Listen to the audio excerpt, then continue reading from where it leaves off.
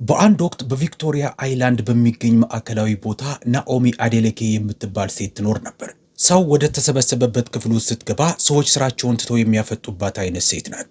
ቆንጆ ስለሆነች ብቻ ሳይሆን ራሷንም እንደ ንግሥት ስለምትይዝ ነበረ። ረጅም ጠይምና ብዙ ፈገግ የማይሉ አይኖችና ጉንጮች ያላት ሴት ናት።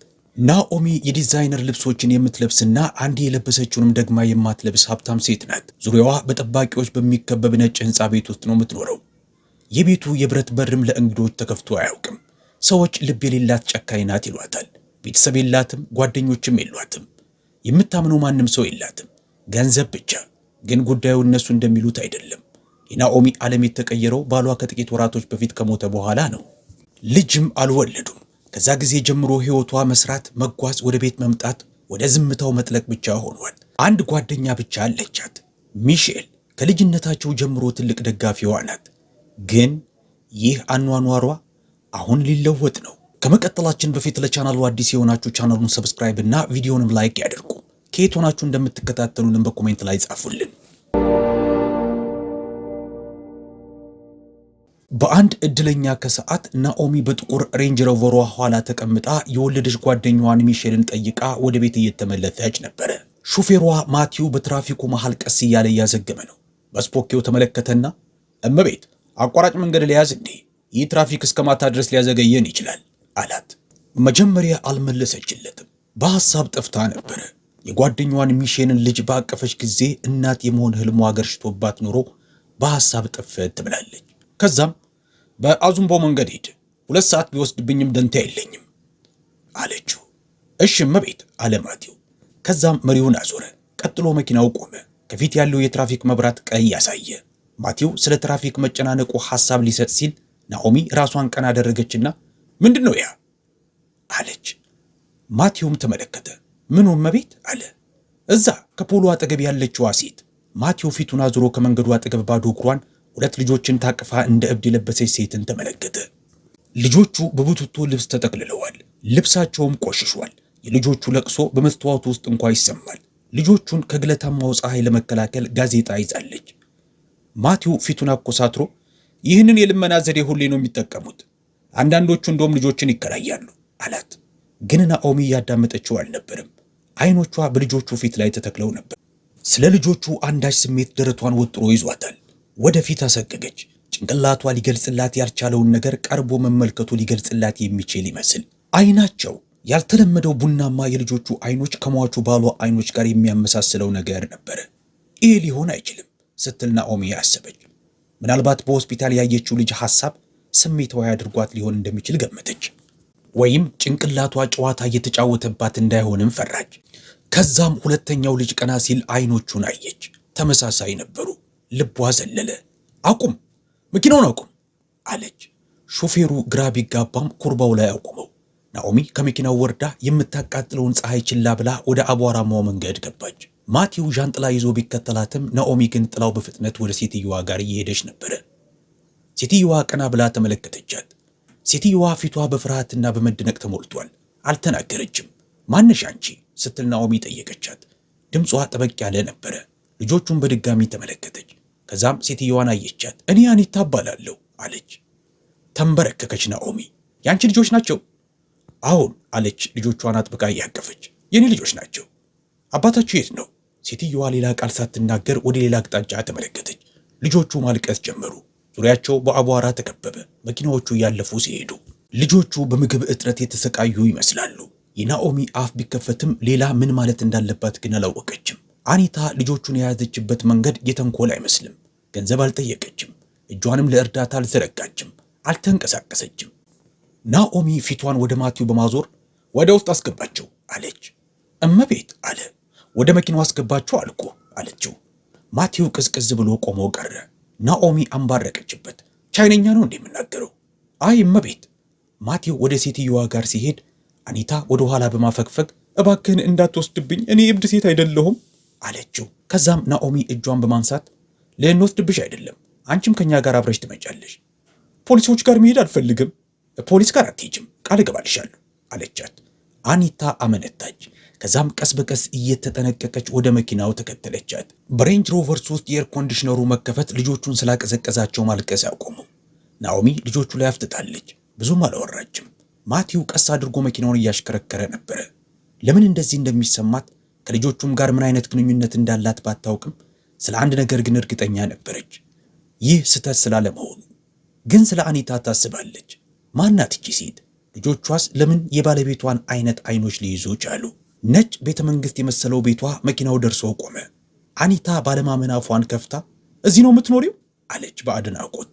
ናኦሚ ያልመለሰችላትም። ናኦሚ ልጆቹን እንደታቀፈች ወደ ውስጥ ገባች። ነጭ ዲዛይነር ልብሷ ከለበሱት አቧራ የጠጣ ማቀፊያቸው የተነሳ ቆሸሸ። አኒታ ቤቱን እንዳታቆሽሸው በመፍራት በሩ ላይ ቆመች። ምንድን ነው ስትል ናኦሚ ጠየቀች። ቆሻሻ ነኝ አለች። ናኦሚ ፎጣ ሰጠቻት። በፎጣው እግሯን ጠረቀች። ከዛም ናኦሚ ጆይ ስትል ተጣራች። በዚህ ጊዜ የቤት ሰራተኛዋ በፍጥነት መጣች። አቤትም አቤት፣ ውሃ ይዘሽ ነይና ዶክተር አንድሪውንም በፍጥነት እንዲመጣ ንገሪው። ጆይ በፍጥነት ትዕዛዙን ተቀብላ ሄደች። አኒታ ተቀምጣ ሁሉንም ነገር መመልከት ጀመረች። አይኖቿ ጣራውን አሰሱ። የቤቱን ግድግዳ፣ ስዕሎች፣ ደረጃውን። የዚህ አይነት ነገር ከዚህ በፊት አይታ አታውቅም። ናኦሚ ልጆቹን ለስላሳ ሶፋ ላይ አስተኘቻቸው። በዚህ ጊዜ አንዱ ልጅ ሲያለቅስ አኒታ እየሮጠች መጣችና ደህና ነው አለች። የትኛው ነው ስትል ናኦሚ ጠየቀች። ይህኛው ጀምስ ነው፣ ሌላኛው ደግሞ ጆሴፍ ነው። ጀምስና ጆሴፍ ናቸው አለች። ቆንጆ ስም ነው ያላቸው አለች ናኦሚ በድጋሚ ልጆቹ ላይ አፍጥጣ። ለምን እዚህ ይዛቸው እንደመጣች አታውቅም፣ ግን አይኖቿ ያዩትን ነገር በፍጹም አልረሱም። እነዛ ለየት ያሉ ወርቃማ ቡኒ አይኖቻቸው ከሟች ባሏ አይኖች ጋር ይመሳሰላሉ። ከጥቂት ደቂቃዎች በኋላ ዶክተሩ ደረሰ። እንደምን አመሸሽ የኔ እመቤት አለ እጅ እየነሳ። ዶክተር በፍጥነት ስለመጣ አመሰግናለሁ አለች ናኦሚ። እባክህን መርምራቸው። በተኳሷ ፀሐይ ስር ነበሩ። ትንፋሻቸውም ደካማ ይመስላል። ዶክተሩ አጎንብሶ ልጆቹን መመርመር ጀመረ። ከ10 ደቂቃ በኋላ ዶክተሩ ምርመራውን ጨርሶ ቀና አለ። በጣም ደክመዋል። ምናልባትም ከረሃባቸው የተነሳ ሊሆን ይችላል። ደህና ናቸው? ናኦሚ ጠየቀች። ለጊዜው ሰላም ናቸው፣ ግን ረፍት፣ ወተትና የቅርብ ክትትል ያስፈልጋቸዋል አለ። ናኦሚ ራሷን ነቀነቀች። ማድረግ ያለብህን አድርግ። ዶክተሩ ግሉኮስ ለልጆቹ ሲሰጣቸው ናኦሚ ወደ አኒታ በመዞር ምግብ ግን በልተው ያውቃሉ ስትል ጠየቀቻት። በየቀኑ ለመግባቸው ሞክራለሁ፣ ግን ከባድ ነው። ምንድነው መሰጫቸው? ደረቅ ዳቦ እያረጠፍኩ ገንዘብ ሳገኝም ወተት እገዛላቸዋለሁ። ብዙዎቹን ቀናቶች ግን ምንም ነገር አላገኝም። አፈጠጠችባት። የት ነው የምትኖሪው? ከቤተ ክርስቲያኑ ኋላ ከእንጨት ሼዱ ስር ነው የምተኛው። አንቺና ልጆቹ ብቻ? አዎን። ለምን ያህል ጊዜ? ጀምስና ጆሴፍ ከተወለዱ አነስቶ። ናኦሚ ደረቷን እየተሰማት ያለውን መንገድ አልወደደችውም። የሆነ ሰው ከባድ ድንጋይ ያስቀመጠባት አይነት ስሜት ነበር የሚሰማት። አባታቸው ምን ሆነ? አኒታ ከመመለሷ በፊት አመነታች። አንዳንድ ጊዜ ጠይቀን ነበረ። ከዛም አንድ ቀን መሞቱን ሰማው። ናኦሚ ትንፋሿ ቀጥ አለ። አይኖቿ በእሷ ላይ ተተከሉ። ምን ይመስላል? አኒታ ወደ መንታዎቹ በጣቷ ጠቆመች። ናኦሚ ያልመለሰችም። በፍጥነት ፊቷን አዞረች። የዛን ዕለት ምሽት ልጆቹ ልብሳቸው ተቀይሮላቸው በሞቃት ትንሽ አልጋ ላይ ተኙ። አኒታም ገላዋን ታጠበች፣ አዲስ ልብስም ቀየረች። የተሰጣትን ምግብም ለቀናት ምግብ አይቶ እንደማያውቅ ሰው እየተስገበገበች ተመገበች። ከዛም ከልጆቹ ክፍል አጠገብ ካለች ትንሽ ሶፋ ላይ እንቅልፍ ወሰዳት። ናኦሚ ግን አልተኛችም። መኝቷ ቤቷ አጠገብ ካለው መስኮት ቆማለች። ስለ ሟቹ ባሏ ፌሚ ዝም ብላ ታስባለች። ለ10 ዓመታት ያህል በትዳር አብረው ቆይተዋል። 10 ድፍን ዓመታቶች። እንደሚያፈቅራት ነግሯታል። ያለባቸውን ችግር አብረው እንደሚያልፉት፣ ልጆች ባይኖሯቸውም ችግር እንደሌለው፣ እየተጓዙ አብረው እንደሚያረጁ፣ ደስተኞች መሆን እንደሚችሉ ይነግራት ነበረ። የማስበው ነገር ሊሆን ይችላል ስትል ራሷን ሾካሾከች። ፌሚ የጋብቻ ቃላችንን ሊክድ አይችልም። የባሰው ክፍል ግን ይህንን ለማስረዳት በሕይወት የሌለ መሆኑ ነበር። የድሮ ፎቶ አልበማቸውን አውጥታ እያገላበጠች ተመለከተች። የፌሚን ፎቶ አየች። አይኖቹን፣ በፍቅር የወደቀችላቸውን አይኖቹን፣ አሁን በእነዛ ሕፃናቶች ላይ ያየቻቸውን አይኖች። እርግጠኛ መሆን አለብኝ አለች። ቆመች። ስልኳን አንስታ ለዶክተር አንድሪው በድጋሚ ደወለች። ዶክተር፣ የዲኤንኤ ሙከራ ፈልጋለሁ። በፍጥነት ተነስቶ ተቀመጠ። እመቤት፣ በእነዛ ሕፃናቶች ላይ የዲኤንኤ ሙከራ እንድታደርግልኝ ይፈልጋለሁ። ከዛም ከተመዘገበው የፌሚ ናሙና ጋር አነጻጽርልኝ። የሬሳ ምርመራውን ባደረግን ጊዜ ከሰጠናችሁ ናሙና ጋር። እሺ፣ አሁን አስታውሳለሁ። አሁን በፋይላችን ውስጥ አለ። ጥሩ፣ ነገ ጀምር። እሺ እመቤት፣ ግን ደህና ነሽ? አልመለሰችለትም። ዝም ብላ ጨለማው ውስጥ ቆመች። በማግስቱ ጠዋት ናኦሚ መመገቢያ ጠረጴዛው ጋር እንደተቀመጠች አኒታ ልጆቹን ይዛ ወደ ውስጥ ገባች። እንደምን አደርሽ የኔ እመቤት አለች። ተቀመጭ አለቻት። ተቀመጠች። መመገብ ትችያለሽ አለቻት ናኦሚ። አኒታ ልጆቹን አስቀምጣ መብላት ጀመረች። ልጆቹ የዚህን ያህል የተረጋጉ ናቸው ስትል ካፍታ በኋላ ጠየቀቻት። አሁን ከመገብኳቸውና ካቀፍኳቸው አያለቅሱም። ስማቸውን ጀምስና ጆሴፍ ነው አይደል ያልሽኝ? ስንት ዓመታቸው ነው? 9 ወራቸው። ናኦሚ ቀጥ አለች። በልተሽ ጨርሺ፣ ዶክተር አንድሪው በቅርቡ እዚህ ይመጣል። ልጆቹን በድጋሚ እንዲመረምራቸው ፈልጋለሁ። ከሰዓት በኋላ ዶክተር አንድሪው ትንሽ ጥቁር ቦርሳ ይዞ ተመለሰ። ናኦሚን በትህትና ሰላምታ ከሰጣት በኋላ ልጆቹ ወዳሉበት እንግዳ ክፍል ሄደና ናሙና ከጉንጫቸው ወሰደ። ከዛም በትንሽ መያዣ ዕቃ ውስጥ አደረጋቸው። ናኦሚ ቁማ እያየችው ነበረ። ብዙ ጊዜ ይወስዳል እንዴ ስትል ጠየቀችው። 2 ቀን ምናልባትም ከዚያ ያነሰ አለ። ጥሩ።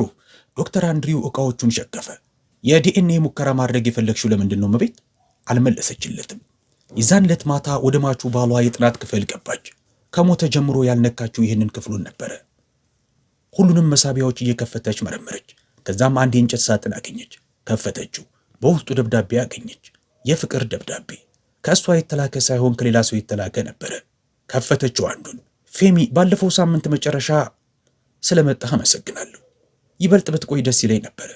ሕይወትህ ውስብስብ መሆኑ ይገባኛል፣ ግን እንድታውቅ የምፈልገው ነገር ምንም ነገር እንደማልጠብቅ ነው። ስትችልና ሲመች ብቻ ና። ከፍቅር ጋር አፍቃሪ ይላል። የናኦሚ አይኖች በድንጋጤ ተበለጠጡ። ደረቷም ሽምቅቅ አለ። ሌላ ደብዳቤ አነሳች። የኔ ፍቅር፣ ይህንን እርግዝና መደበቅ የምችል አይመስለኝም። ግልጽ እየሆነና እያስታወቀ ነው። ሰዎችም ጥያቄ እየጠየቁ ነው። ግን ፌሚ፣ አንዳንድ ጊዜ ዝም ብለህ ብትነግራት ብዬ እመኛለሁ። ለሚስትህ እውነቱን ንገራት።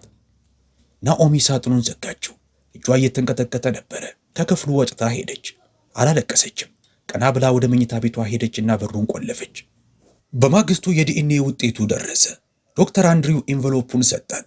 ወዲያውኑ አልከፈተችውም። እስኪሄድ ድረስ ጠበቀች። በመጨረሻ ከፈተችውና አነበበች። የዲኤንኤ ዝምድናው ተረጋግጧል። ወላጅ የመሆን ዕድሉ 99.98% ነው ይላል። አይኖቿ ተተክለው ቀሩ። ትንፋሿም ቀጥ አለ። ወረቀቱን ጥላው ቆመች። እጇን ጭንቅላቷ ላይ አድርጋ በክፍሉ ውስጥ ተንጎራደረች። የእሱ ልጆች ናቸው ስትል አንሾካሾከች። የእውነት የእሱ ልጆች ናቸው። መንታዎቹ የባሏ ልጆች ናቸው። የሚስጥር ቤተሰብ ነበረው። ለዓመታት ሲዋሻት ነበረ፣ ሲወሰልት ነበር። ያደረጉትን የሆስፒታል ሙከራዎችንና ምርመራዎችን ሁሉ አስታወሰች። የአይቪኤፍ ሕክምናውን፣ እንባዎቿን፣ ኅፍረቱን ሁሉ አስታወሰች። ሁልጊዜ የእሷ ጥፋት እንዳልሆነ ሲነግራት ነበረ። ምናልባትም የሁለቱም ችግር ሊሆን እንደሚችል፣ ግን ይህን ሁሉ ጊዜ ውጭ ሌሎች ልጆች ነበሩት። እንባዋ በፊቷ ላይ ፈሰሰ። አልጠረገቻቸውም። በኋላ የዛን ዕለት ማታ ከአኒታ ጋር ሶፋው ላይ ተቀመጠች። ከዛም ካፍታ ቆይታ በኋላ እንዲህ ያለች፣ አኒታ፣ አባታቸው ማን ነው? አባታቸውን እስካገባሽ ምን ያህል ጊዜ ሆኖሻል? አኒታ እንደሚያሳፍር ነገር ራሷን ደፋች። አይ ሌላ ቦታ ህይወት ነበረው። የ2ኛ ዓመት የዩኒቨርሲቲ ተማሪ እያለሁ ነበር የተዋወቅ ነው። ማግባቱን አላውቅም ነበረ። መጀመሪያ በጣም ገራም ተጫዋችና ሳቂታ ነበረ። ከዛም ባረገዝኩ ጊዜ ነገርኩት። ሊያየኝ ወዲያውኑ መጣ። ከዛ ጊዜ በኋላ ግን ጠፋ። ደብዳቤዎች ጽፌለት ነበረ፣ ነገር ግን ምንም መልስ አላገኘውም። ሚስት እንዳለው ሰማው፣ ግን ለእኔ ያኔ በጣም ረፍዶ ነበረ። ከውሸቶቹ ጋር ነበረ በፍቅር የወደቅኩት። እንድሰቃይ ጥሎኝ ሄደ። በተሰማኝ ስቃይና ህብረት ሳቢያም ትምህርቴን ተውኩ። ስሙ ማን ነበረ? ፌሚ። ናኦሚ አይኖቿን ጨፈነች። ፎቶ አለሽ? አኒታ ካጠገቧ ወዳለው የፕላስቲክ ቦርሳ እጇን ልካ የተጣጠፈ ፎቶ አጣች። ናኦሚ በሚንቀጠቀጥ ጣቷ ተቀበለቻት። የቆየና ትንሽ ፌድ ያደረገ ቢሆንም ፎቶ ግን ራሱ የፌሚ ነበረ። እጇን ለቀቀችው። ከዛም ቆመችና ወደ መስኮቷ አጠገብ ሄደች። ናኦሚ አልጋዋ ላይ ተኝታ ጣራዋ ላይ አፍጥጣ አደረች።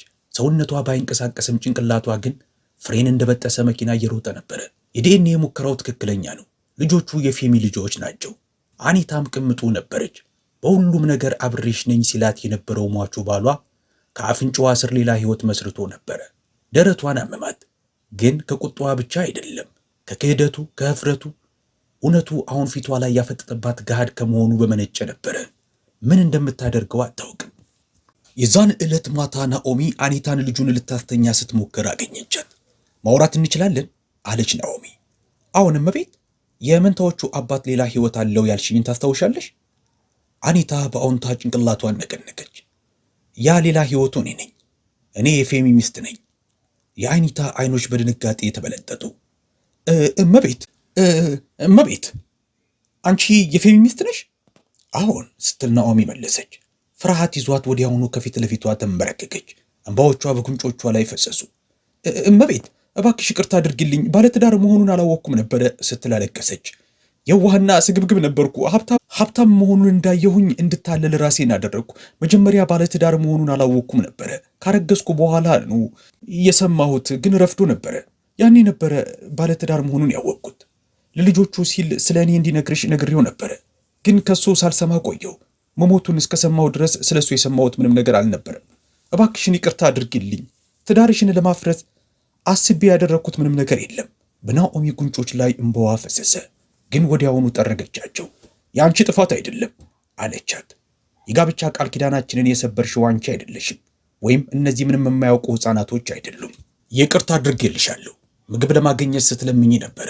በቤተ ክርስቲያኖች ውስጥ ነው ስታድሪም የነበረው። ትምህርትሽንም ትተሻል። እነዚህን ልጆች ለማዳን የምትችይውን ነገር ሁሉ አድርገሻል። የዋህ ነበርሽ፣ ግን ሕይወት ትምህርት አስተምራሻለች። ካሁን በኋላ አትሰቃይም አለቻት። ምሽቱን ከራሷ ጋር ስትታገል አደረች። በማግስቱ ጠዋት ወደ አኒታ ክፍል ገብታ አኒታን በዛ አገኘቻት። ከዛም እንዲህ አለቻት። አኒታ ድጋሚ ጎዳና ላይ እንደማትኖሪ ባረጋግጥልሽስ? ግራ በመጋባት ተመለከተቻት። ሁሌ እዚህ እንድቆይ ማለትሽ ነው? መቆየት ብቻ ሳይሆን እዚህ ኑሪ። ወደ ትምህርት ቤት ተመለሽ። ደህንነትሽ የተጠበቀ ይሁን።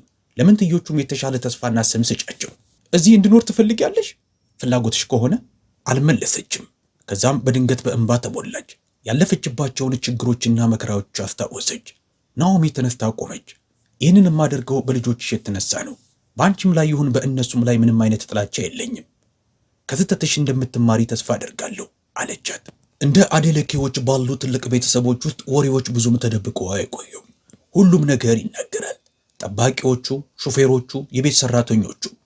አንዴ ሹክሹክቷ በሩን ለቃ እንደወጣች እንደ ሰደድ እሳት ትዛመታለች።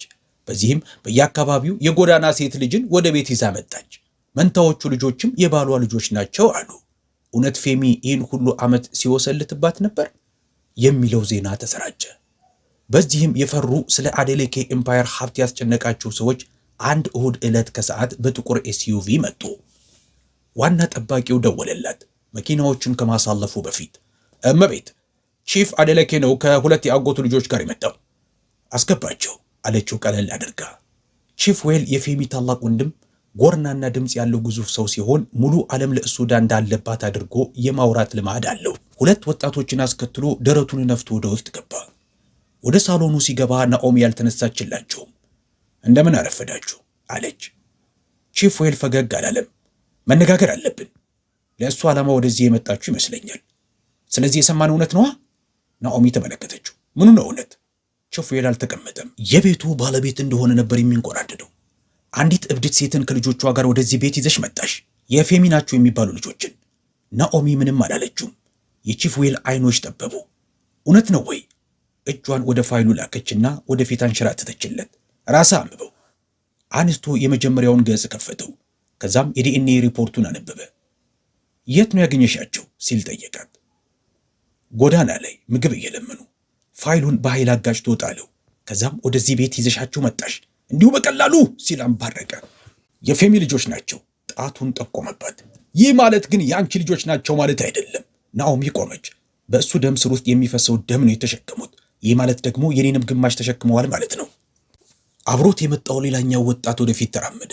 እመቤት ናኦሚ ይቅርታ አድርጊልኝና እንደተጎዳሽ ይገባናል፣ ግን ይሄ በጣም ከባድ ጉዳይ ነው። ጉዳዩ ምን ያህል ከባድ እንደሆነ በደንብ አውቃለሁ አለች። ድምጿ ዝቅ ያለ ነበረ። ቺፍ ዌል በመጨረሻው ወንበሩ ላይ ተቀመጠ። ሰዎች ምን እያሉ እንደሆነ ታውቂያለሽ? አብደሻል እያሉ ነው። ያለሽን ነገር ሁሉ ለእንግዳ ሰው አሳልፈሽ እየሰጠሽ ነው እያሉ ነው። እንግዶች አይደሉም ስትል ናኦሚ አንባረቀች። ልጆቹ ናቸው። እሱ ከሞተ በኋላ እንኳ ማናቸውም ለመፈለግ ደንታ ያልሰጣችኋቸው ከእኔ የደበቃቸው ልጆቹ ናቸው። ክፍሉ ጸጥ አለ። ከዛም ቺፍ ዌል ወደፊት አሰገገ። ሁሉንም ነገር ልታጠፊው ነው? ቦርዱ ከወዲሁ ጥያቄ እየጠየቀ ነው። ባለአክሲዮኖቹ ረፍት የለሽ ሆነዋል። ከመሬት ላይ አንስቶ ልጆችን ማምጣት። በእኛ ቤተሰብ ውስጥ ነገሮች በዚህ መንገድ አይሰሩም። ለማለት የፈለግከው ሁሉንም ነገር ጠቅልላችሁ ለመውሰድ አቅዳችኋል? አልካደም። አንቺ ልጆች የሉሽም አላት በግልጽ። ስለዚህ ይህ ማለት ሙሉ ንብረቱን ቤተሰቡ ነው ጠቅልሎ የሚወስደው ማለት ነው። ነገሮች የሚፈጸሙት እንዲህ ባለው መንገድ ነው። ከእንግዲህ ግን አይደለም ስትል መለሰችለት። ትንሹ የአጎት ልጅ ድምፁን ጎላ አደረገ። ስለዚህ ልጆቹን ወራሽ ለማድረግ ፈልገሻል? የእብድ ሴት ልጆችን? አኒታ እብድ ሴት አይደለችም። የፌሚ ቅምጥ ናት። የልጆቹ እናት ናት፣ ከመሞቱ በፊት የተዋቸው ልጆቹ። ይህ ደግሞ ከማናቸውም የበለጠ ልጆቹን ወራሽ ያደርጋቸዋል። የአጎትየው ልጅ በምሬት ሳቀ። ማንኪያ እንዴት እንደሚያዝ እንኳ አያውቁም። ስተት እየሰራች ነው። ናኦሚ ወደፊት ቀረበች። መጀመሪያ ነው ስተት የሰራሁት። ፌሚን አመንኩት። እኔ እንደ ጭምት ሚስት ሆኜ ሁሉንም ነገር እሱ እንዲመራው የፈቀድኩለት ነው ስተት የሰራሁት። ካሁን በኋላ ግን እሱ አይሆንም። ትጸጸችበታለሽ አላት። አይ እኔን ዝቅ አድርጋችሁ በመገመታችሁ እናንተ ትጸጸታላችሁ። ከሄዱ በኋላ ናኦሚ ተናዳ ተቀመጠች። አኒታ የኮሪደሩ መግቢያ ጋር ቆማ ነበረ። ሁሉንም ነገር ሰምታለች። ከፈለግሽ መሄድ እችላለሁ አለች በለሆሳስ ድምፅ። የት ነው የምትሄጂው? ትከሻዋን ነቀነቀች። ማንኛውም ቦታ፣ ችግር ልፈጥርብሽ አልፈልግም። ናኦሚ ቀረበቻት። የትም አትሄጂም፣ ግን እነሱ ተናደዋል። ሁልጊዜም እንደተናደዱ ነው። ፌሚን ባገባሁት ጊዜም ተናደው ነበረ። ኩባንያውን በተረከብኩ ጊዜም ተናደው ነበረ። አሁን ደግሞ የተናደዱት የአንቺ ልጆች በመኖራቸው ነው። እኔ እኮ ከእነሱ ምንም ነገር ለመውሰድ እየሞከርኩ አይደለም። አውቃለሁ። የተሻለ ተስፋ እንዲኖራቸው ብቻ ነው የምፈልገው። ይኖራቸዋል። የኔን የአባት ስም መጠቀም እንዲችሉ የመንታዎቹ ህጋዊ ሞግዚት ወይም ጠባቂን ይሆናለሁ። በዚህ መንገድ የወደፊት ተስፋቸው ይጠበቃል። ውርሳቸውን ማንም ሰው አይወስድባቸውም። የዛን ዕለት ማታ ናኦሚ ለጠበቃዋ ደወለች። የወረቀት ስራውን ጨርስ። ለምን? በልጆቹ ላይ የሞግዚትነት ስልጣን እንዲኖረኝ ይፈልጋለሁ። እርግጠኛ ነሽ እመቤት? ይህ ነገር ጦርነት ያስነሳል። ጦርነት እያስነሳው አይደለም፣ ጦርነት እየቋጨው ነው አለችው። በማግስቱ ጋዜጠኞች መጥተው ቤቱን ወረሩት። ዜናው ወጥቶ በሰፊው ተሰራጨ። ጋለሞታዋ የሟቹ የአደለኬ ሚስት የእብድ ሴት ልጆችን ተረከበች፣ የሟቹ ባሏ ሚስጥራዊ ወራሾችም ናቸው አሉ የሚል ዜና ይዘው ወጡ። ፎቶግራፈሮች በበሩ ፊት ተሰበሰቡ። ቦርድ አባላቶችም ጥያቄ መጠየቅ ጀመሩ። አንዱ የቦርድ አባል ሚስተር ሮላንድ ደወለላት። እመቤት፣ ይህ በኩባንያው ላይ ተጽዕኖ ይኖረዋል። ኢንቨስተሮቹ ደንግጠዋል። ሚዲያዎችም ዜናውን ሊተውት አልቻሉም። ምናልባት ረፍት ብትወስጂ ሳይሻል አይቀርም። ከራሴ ካምፓኒ ነው ረፍት የምወስደው? ላፍታ ያህል ብቻ ነው።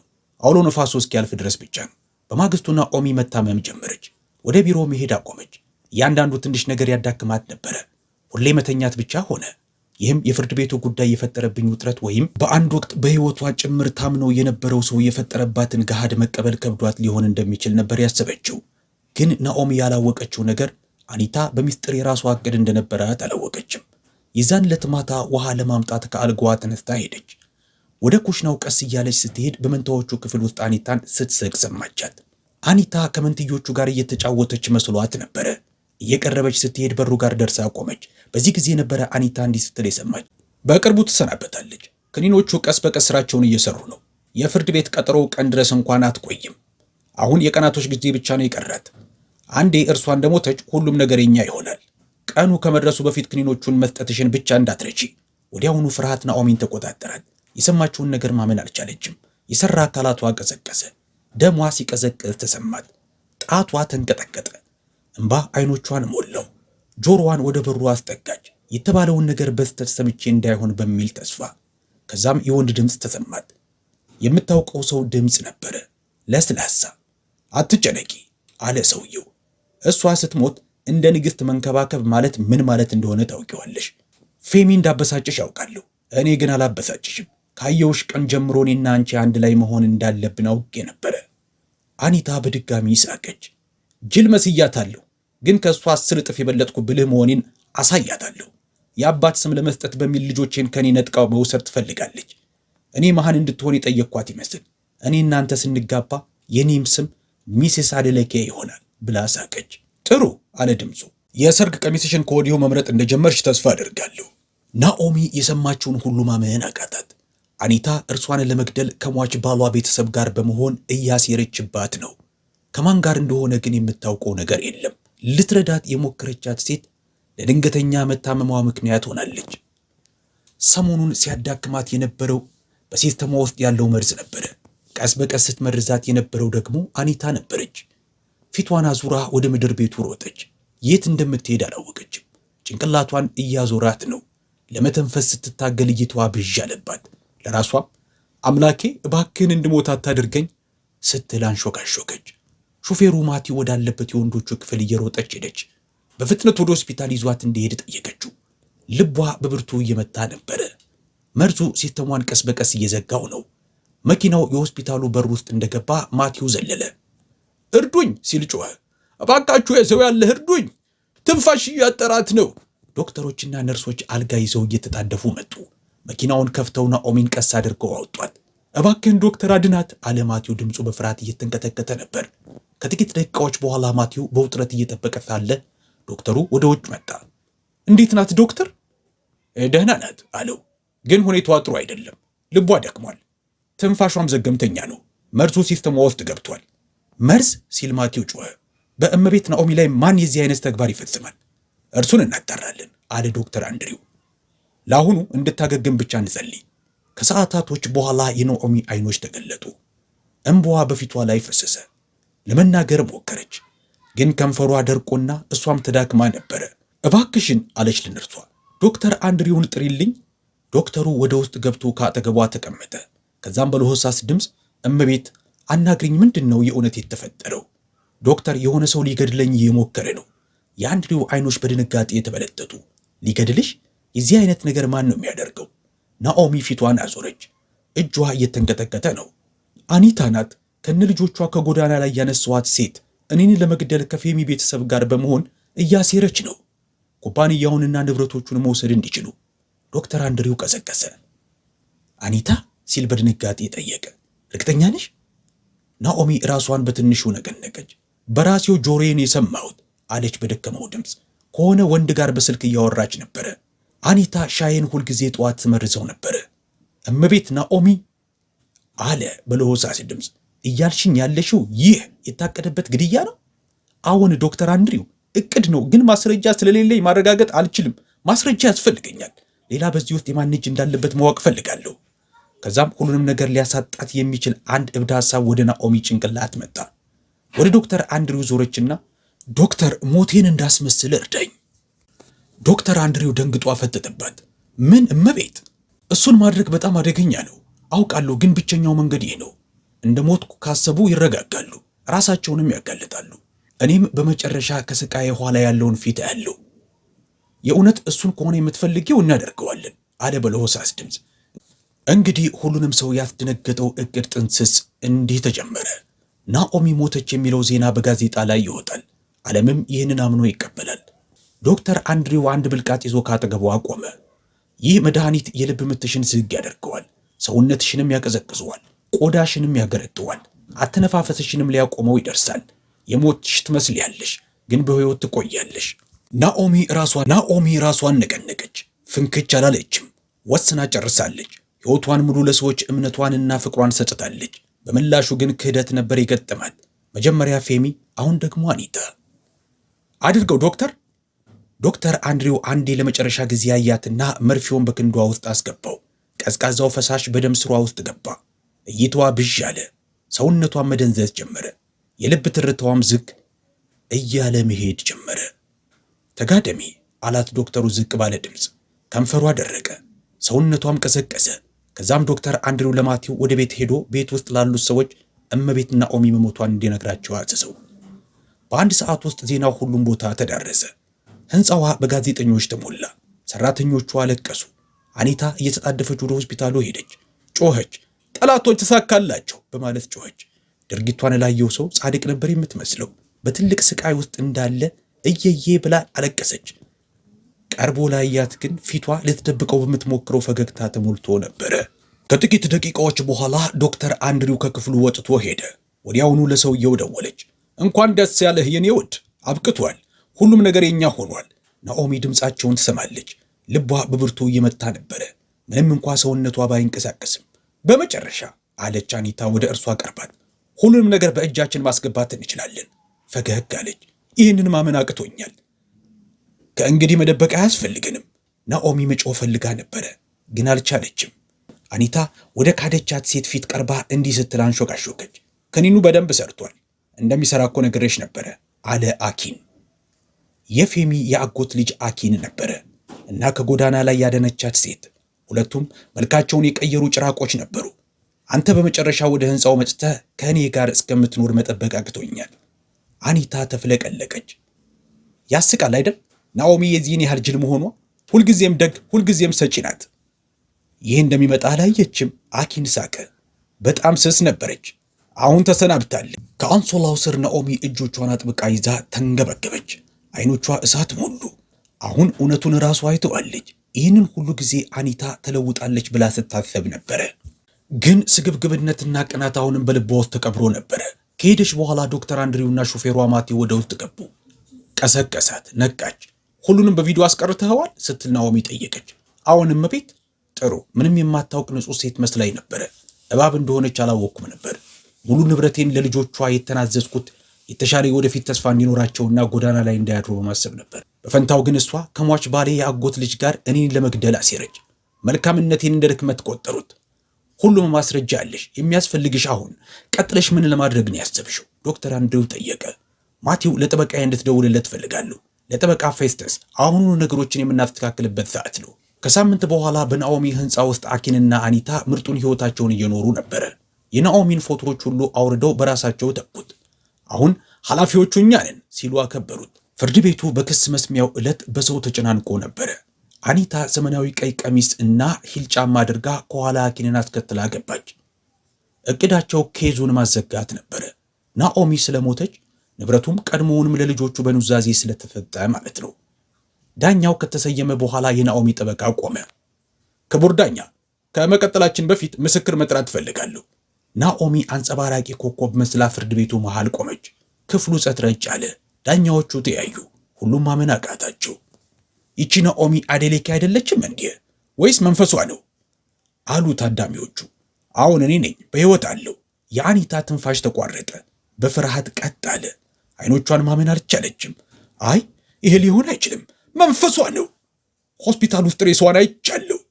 አሁን አለች ናኦሚ፣ አንቺ ያሰብሽው እንደሱ ነው፣ ግን እኔ አተነፋፈሴን ዝግ የሚያደርግ መርፌ ነበር የተወጋሁት። እንደ ሞትኩ እንድታስቢ ያደረገሽን መርፌ። ሁሉንም ነገር አሁን አውቄያለሁ። እኔን ለመመረዝ ከአኪን ጋር እንዴት እንዳሴርሽ ደርሼበታለሁ። ይህን ሁሉ ነገር ካደረግኩልሽ በኋላ መጀመሪያ ባሌን፣ አሁን ደግሞ ንብረቴን ለመውሰድ ልትገድልኝ ፈለግሽ። ሙሉ ፍርድ ቤቱ በድንጋጤ አፉን ከፈተ። ከመንታ ልጆቿ ጋር ከጎዳና ያነሳቻት ሴት ልትገድላት የፈለገችዋ ሴት ነበረች። ከዛም የናኦሚ ጠበቃ ወደፊት ተራመደ። ክቡር ዳኛ፣ የአኒታንና የአኪንን ኑዛዜ የሚያሳይ የሲሲቲቪ ቪዲዮ ይዘናል። የአይቲ ባለሙያው አጫወተው። ሙሉ ፍርድ ቤቱ አኒታ በአኪን እርዳታ ናኦሚን መመረዟን ስታምን ተመለከተ። አኪን እንደሚያገባትና የአዴሌኬ ኤምፓየርን ባለድርሻ እንደሚያደርጋት ቃል ገብቶላት ነበረ። ፍርድ ቤቱ ተተራመሰ። ዳኛው በመዶሻቸው ስርዓት ሲሉ ጠረጴዛውን መቱ። ቀጠሉ ዳኛው፣ አኪን አዴሌኬ ወደፊት ቅረብ። ወይዘሮ ናኦሚን ለመመረዝ ከአኒታ ኦካፎር ጋር አሲረሃል። ላፍታ ያህል የሚዋሽ መሰለ። ከዛም አኒታ አለቀሰች። አሁን ክቡር ዳኛ አድርገነዋል። እመቤት ናኦሚን እንዳላምናት ነገረኝ።